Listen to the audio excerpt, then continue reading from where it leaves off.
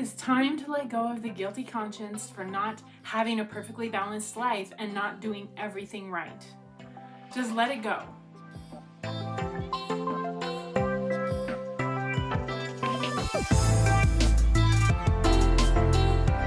Hi there, I am Kimberly Bengali and you are watching True Stature. It's the place to be to create a life you love, fueled by your personal truth. And today we're going to be talking about life balance myths and all the guilt that comes along with that.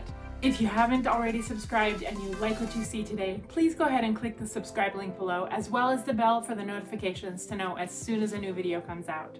And take a moment to introduce yourself in the comments below to the True Stature community. We're happy to have you. Let's get started. Now today I'm talking to the women out there who struggle with the guilty conscience of not doing enough. I believe as women, we are very conscientious about doing the best we can at whatever job or duty we have in front of us. Now, the word conscientious comes from the word conscience. It's an inner feeling or voice, or whatever you want to call it, that helps us know the rightness or wrongness of our actions. And it is because of our great desire to do a good job, not just a good job, but like the best job we can, that we tend to feel guilty if we seem to fall short of perfection. Trying to maintain a perfect balance in my life in all the areas that I need to handle and cover has actually brought me an immense amount of guilt and shame and worry that I'm not enough, which has held me back in life. And so I'd like to address that with women because I know I'm not alone in this. We all have that conscientious behavior to want to do our very best. And there's so many things that we have on our plate. Now, I'm a woman, so I know what it's like to compare myself to other women. We do it all the time. So I'm thinking of the woman who has all her ducks in a row. Have you ever heard that phrase? That means she has every T crossed, every I dotted. She knows exactly what's happening in her life at every moment of the day. Every duck is in a row, good boy, facing her, ready for her next command. And she does it with such style and grace and finesse. We just love her so much. But when I think of her, I'm filled with guilt. I'm filled with shame because I don't have all my ducks in a row. In fact, here's how it looks in my life. I've got one duck standing at attention, this one here, because he's plastic and he can do what I say because I can hold him and control him. And then I've got two ducks over there by the lake trying to get some food. I've got ducks wandering around the lawn, and I've got three ducks that just flew south for the winter. So yeah, my ducks are not all in a row. And because of all of that and all those feelings, I end up feeling that I'm not enough. Does this sound familiar to you at all? Have you been trying to get every one of your duties and jobs and the things that people are expecting of you done? And because there's so many things to do, you're falling short in many areas. Does this sound familiar? You're asking yourself, what incarnation? What incarnation? I love that phrase so much. So how am I supposed to do all this? If you're anything like me, you want to handle all your responsibilities and the things that you've taken on in your life with so much grace and style and so much power, and you want to do it all right, and it matters to you. You want to have a healthy balance in your life of accomplishing everything that needs to be done. Is finding balance even a realistic expectation? Show me that woman, and I will show you a frantic woman trying to look right, when really it's not all right. She falls short. She makes mistakes. She forgets a deadline. She forgets to pack her kids' lunch. Whatever it is, she makes mistakes. She diligently tries, but after all, she's human. And guess what? So are you. So are you. It is time to let go of the guilty conscience for not having a perfectly balanced life and not doing everything right. Just let it go. How do we get everything done that needs attention? How do we achieve the balance in all the areas that are asking for our time and our patience and our love and our enthusiasm and everything? Recently, I heard a great man teach a lesson on balance. He spoke of a friend who had come to him and asked him a question. He said, "How do I find balance in my life with all the responsibilities that I have?" How do I give everything and everyone the attention that they need? Now, this friend of his was doing the best he could in his job at work. He worked long hours. He had a family at home. He worked in his church, serving and helping people in the community. And he was doing a lot of good things. The wise man said to his friend, "You have significant responsibilities at home, at work, at church, in other areas. How do you do it all? You can't. So don't worry about it." Balance is a false notion. You can only do one thing at a time. If you are attending to the needs of your family, you are unable to do your work. If you are at work, you are unable to attend to the immediate needs of your family. He went on to explain balance with a wonderful analogy that I think is particularly suitable to helping us as women understand what the myth of balance is really all about. He said, "Have you ever seen the Chinese acrobats that spin plates? They'll put a stick on their knee and they'll spin the plate there, and then they'll put a stick on their head and they'll spin the plate there, and they'll put a stick on the end of their arm and they'll spin the plate there. And it's their job to make sure after they get multiple plates up to keep them spinning and make sure none of them drop."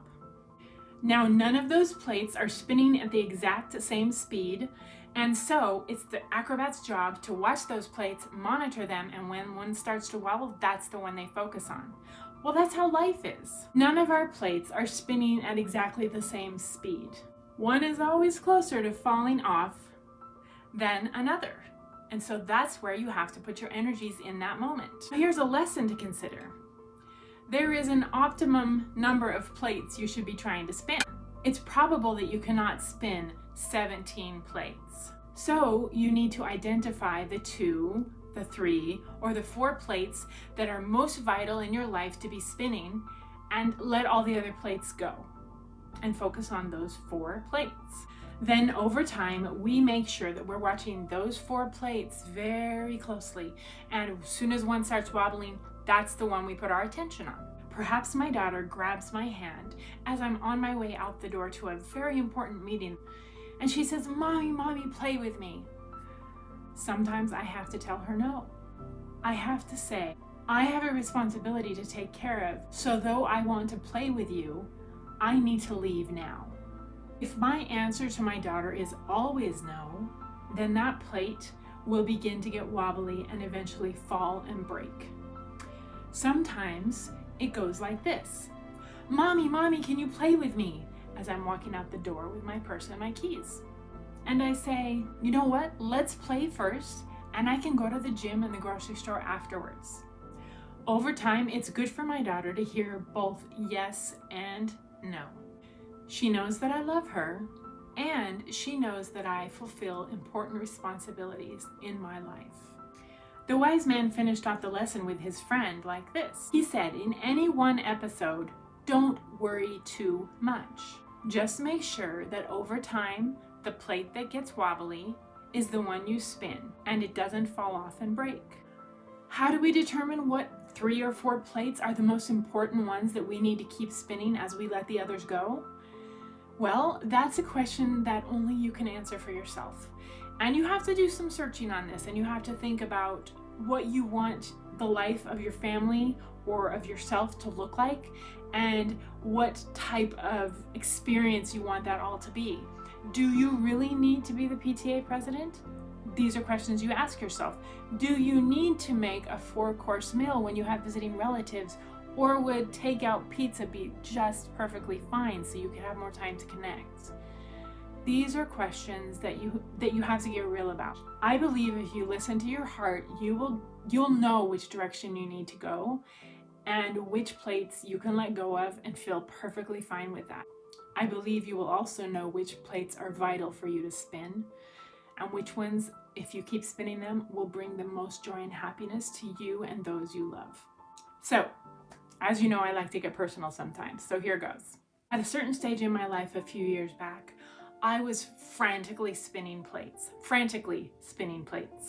I was utterly unhappy. I had a low self-esteem, and so I would go to the gym at 4:30 in the morning and work out for 2 hours, get back before the kids got up, do my best to be a mom, wife, homemaker, I spent my day obsessing over what food I should eat to have the perfect body so I could be good enough. I had to do everything I could for our business, and I was spinning so frantically so many plates. I was feeling too tired to give anything my all, and oftentimes my desire to be perfect pulled me back over to the gym, sometimes in the evenings even, after dinner. The kids were fed, I'd go back over and catch a Zumba class. It was never enough. I was spinning plates, and the plate that I spun the most was that health and fitness plate, and became obsessed with that. I looked rockin', I was super fit, and I was super unhappy. Eventually I spun that plate so fast, it spun off and shattered, along with any amount of self-esteem that I had. It was gone. I stopped going to the gym, I stopped eating right, I gained my weight, and over the years with help, I have come to realize and learn about my true value, and so I've grown through that experience. But this is an example of what can happen if we don't keep all the plates that are important spinning at a steady rate. Not all of them will be even, there will not be an actual balance that's perfect, but each one will stay where it should be. Now remember, you've got to find out which 2, 3, 4 plates are the most important ones to spin, because it's not realistic for you to spin all 17, and an unrealistic number of things that you need to balance in your life just leads to guilt and shame and feelings of not enough. And that's no way to live your life, because guess what? You are enough. You are enough. So yeah, remember that. The great Rumi said, life is a balance between holding on and letting go. Take a deep breath, relax, choose which plates are vital, and with clarity and purpose begin to spin those plates. Did you know that the Guinness Book of World Records for spinning plates is 108 plates? This was done by a man in 1996 in Thailand. So, if you're looking to spin plates and get the Guinness Book of World Records, now you have your stats to work towards. But if you're trying to have a happy life, filled with handling the things that matter most to you with grace and even flair, perhaps, then drop some of the other plates. Focus on those that matter and spin those carefully. I'd like to end with a quote from me. Frantically spinning plates just leads to broken plates. I hope that you had a great time with this video, but more importantly, I hope you got the message loud and clear. And so, until next time, you have an amazing week. Thank you so much for tuning in. You know the routine, like, comment, subscribe, and I will see you next time. Bye.